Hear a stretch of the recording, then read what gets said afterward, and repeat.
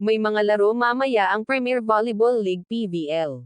Sa unang match magtatapat ang Petrogas Angels vs Capital One Solar Spikers sa ganap na 2:00 ng hapon March 26, 2024, nagaganapin sa PhilSports Arena in Pasig City.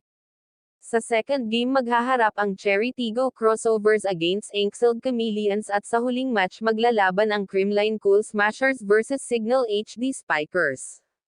Kampante ngayon ang Creamline Cool Smashers team na masustained nilang muli ang kanilang winning streak matapos pinutol ito ng Cherry Tigo Crossovers last week. Mamaya makakalaban ng Creamline Cool Smashers team ang isa ring powerhouse team sa Premier Volleyball League PVL na Signal HD Spikers na kung saan may 4-1 win-loss records din. Maging maganda ang laban mamaya sa pagitan ng Creamline Cool Smashers vs Signal HD Spikers dahil determinado ang Creamline Cool Smashers na babalik sila sa winning tradition nila at ang Signal HD Spikers naman determinadong masungkit ang number 1 spot kasama ang Choco Mucho Flying Titans at PLDT High Speed Hitters na may 5-1 win-loss records din.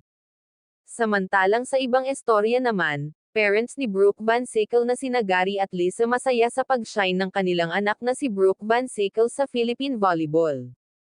Bumiyahe pa sila Lisa at Gary mula USA to Philippines para i-celebrate ang 25th birthday ni Brooke Van Sickle. Ayon pa sa ina ni Brooke na si Lisa na nagmula sa San Emilio, Ilocos Sur. It's been so much fun watching her blossom into the player that she is today.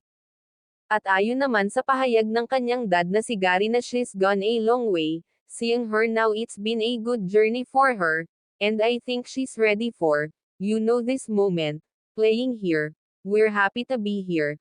Ang pahayag ng ama ni Brooke Van Sickle na si Gary, expected namang mananalo mamaya ang team nila Brooke Van Sickle na Petrogas Angels against Capital One Solar Spikers sa ganap na 2:00 ng hapon.